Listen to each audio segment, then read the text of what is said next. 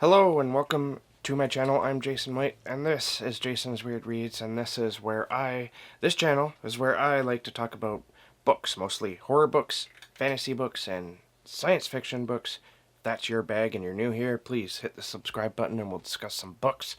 Alright, so I I'm under a book buying ban, but that's only for physical books and only for series that I'm not immediately invested in, or new books that might come out that take me by surprise and I feel I need. So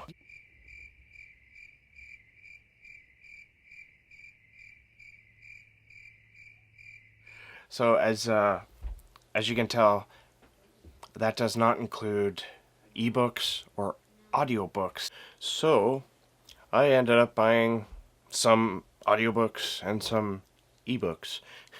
Even though I am a member of Audible, I didn't use my credits for a couple of these. So how about we get into it? I'm going to split these books up. They're different genres, but I'm going to split them up by which are the audiobooks and which are the ebooks. So let's get started. I need my readers because I'm going blind. Not literally. So first up, I have Anoka by Shane Hawk. Now this is an indigenous Native American horror short story collection, and I believe it's pretty short. But let me read you the synopsis here. Welcome to Anoka, Minnesota, a small city just outside the Twin Cities dubbed the Halloween capital of the world. Here before you lie several tales involving bone collectors, pagan witches, werewolves, skeletal bison, and cloned children. It's up to you to decipher between the fact and fiction, as the author has woven historical facts into his narratives. With his debut horror collection, Cheyenne and Arapaho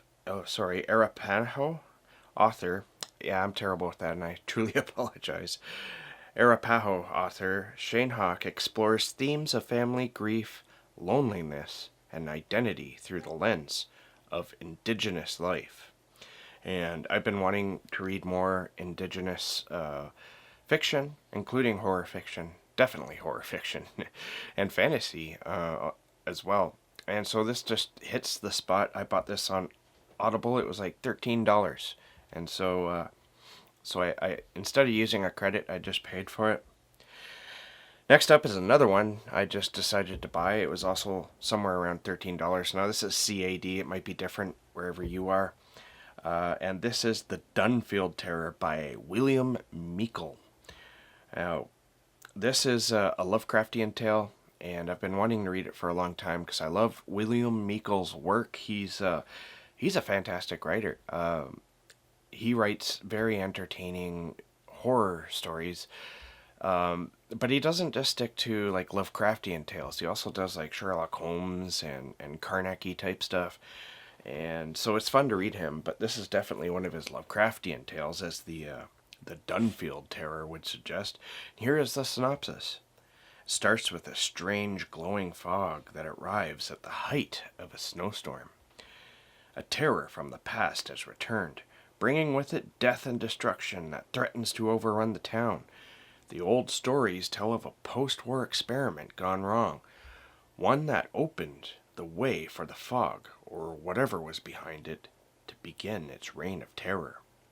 A small town of workmen are the last hope to keep their town alive through the long, storm-filled night, but many horrors that await them are beyond anyone's worst nightmares. So that actually has like a mist feel to it, from Stephen King, and that's pretty cool. But yeah, I'm excited to get into that. In fact, those two books I just mentioned, I plan on listening to once I'm done with The Way of Kings, which I'm in like the last 10 hours of. And when you say last 10 hours, that's like the length of a novel. But I believe the Way of Kings was like 44 hours or something like that. It's ridiculous.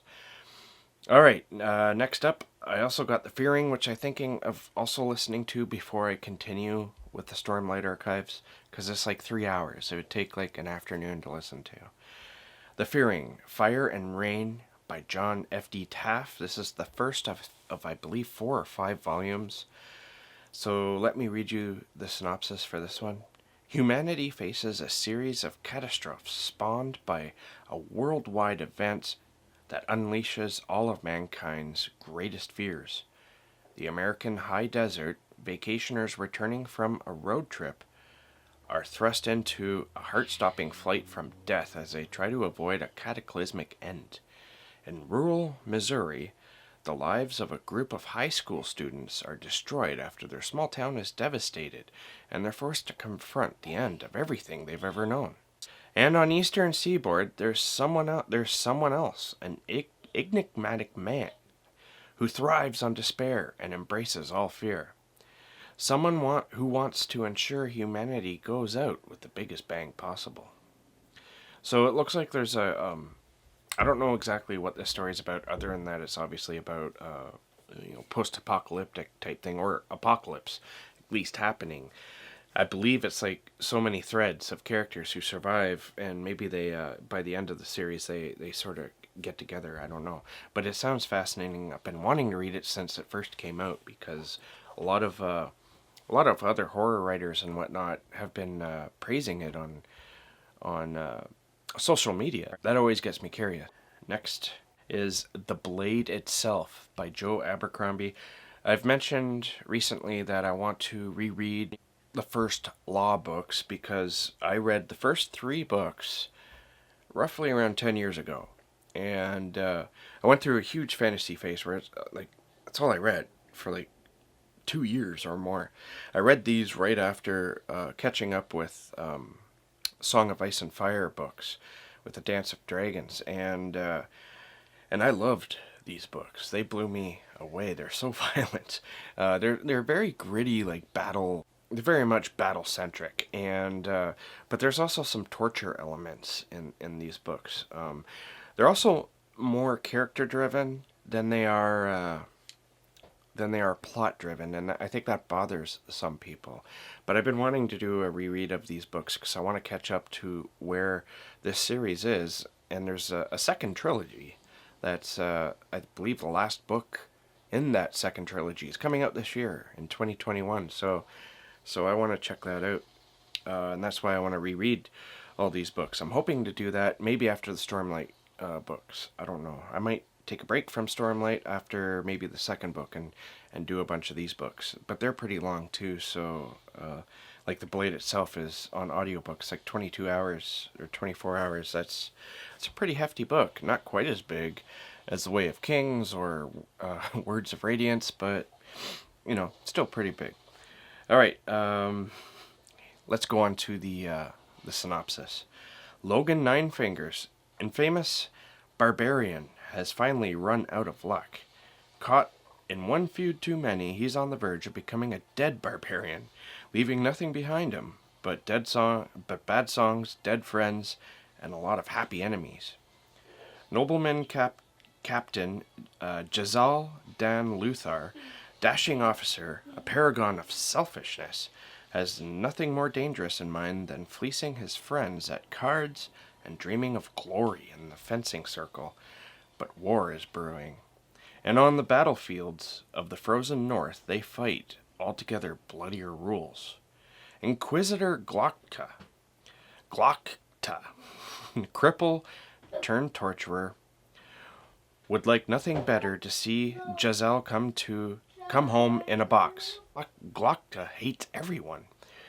Cutting treason out of the Union, one confession at a time, leaves little room for friendship.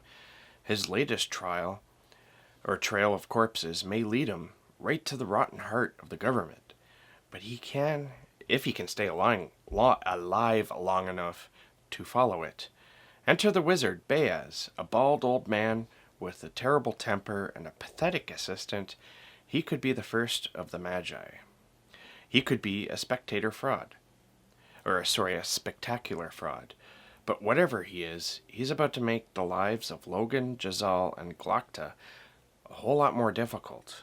Murderous conspiracies rise to the surface. Old scores are ready to be settled, and the line between hero and villain is sharp enough to draw blood. So yeah, I remember Logan Nine Fingers and Inquisitor Glockta. I remember them the most, but it'll be fun, really fun to dig into these books again. Now moving on to the e-books. I have Luck in the Shadows by Lynn Flewelling. Can't talk today. Now, I've had this book forever, a physical copy, and I don't know what happened to it, honestly, because I had it since my teenage years, and let's not get into how long ago that is. But I never read it. I don't know why. I didn't ever get into it. But there's been a little bit of a hype around these books lately, and so I'm curious. I want to get into them, but I can't find my copy. I don't know where it is. I'm thinking I might have just gave up on reading it and sold it. I don't know. So I got the ebook. I saw that it was only like $2 or $2.99 on Kindle, and so I couldn't resist. I went and bought it. Here is the synopsis for that. When young Alec of Kerry is taken prisoner for a crime he didn't commit, he is certain that his life is at an end. But one thing he never expected was his cellmate, spy, rogue, thief, and noble, Sergil of Rimini, is many things, none of them predictable. And when he offers to take on Alec as his apprentice, things may never be the same for either of them. Soon, Alec is traveling roads he never knew existed, toward a war he never suspected was brewing. Before long, he and Sergil are embroiled in a sinister plot that runs deeper than either can imagine, and that may cost them far more than their lives, if they fail. But fortune is as unpredictable as Alec's new mentor, and this time there just might be luck in the shadows.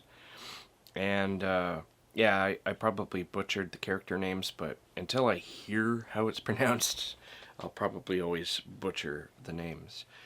And I apologize regardless. Next up, I have The Grace of Kings by Ken Liu. I've been wanting to read this since it came out 2 or 3 years ago. And one thing I'm excited about, this is like Asian fantasy. It's based more with Asian customs. I believe it's China, but I could be wrong on that. It's either China or Japan, but I'm pretty sure it's China. And so let's get into the synopsis for this. Two men rebel together against tyranny, and then become rivals, because that's what you do. In this first sweeping book of an epic fantasy series from Ken Liu, recipient of Hugo, Nebula, and World Fantasy Awards, Willie Charming Kuni Garu, a bandit, a stern fearless Metazindu, the son of a deposed duke, seem like polar opposites, yet in the uprising against the emperor, the two quickly become best of friends after a series of adventures fighting against vast conscripted armies, silk-draped airships, and shape-shifting gods. Once the emperor has been overthrown, however, they each find themselves the leader of separate factions, two sides with very different ideas about how the world should be run and the meaning of justice. So that seems interesting. I like the idea of them, being together, fighting against this evil empire. And once they take down that empire, they're both leaders of different factions, different parts of the country, and it looks like maybe a civil war might happen between the two. I don't know if it's going there at all, but I'd like to find out. All right. I also got The Pull of the Stars by Emma Donoghue. I've been seeing this book make some rounds on BookTube, not too many places, but I did see it on someone's BookTube channel. I can't remember who now. It's been a while, but the one reason why I want to read this is the subject matter. It's very, very fitting to our own circumstances today, because I believe it's about the Spanish flu of 1918.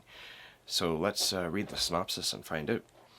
In an Ireland doubly ravaged by war and disease, Nurse Julia Power works at an understaffed hospital in the city center where expectant mothers who have come down with the terrible new flu are quarantined together.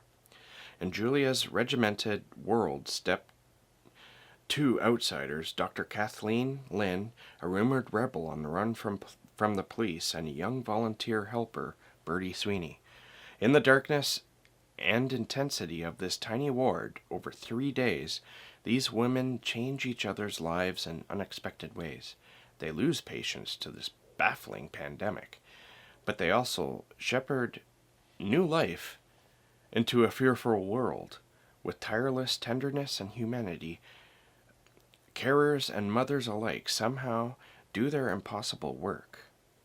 In The Pull of Stars, Emma Donoghue once again finds the light in the darkness in this new classic of hope and survival against odds, or against all odds.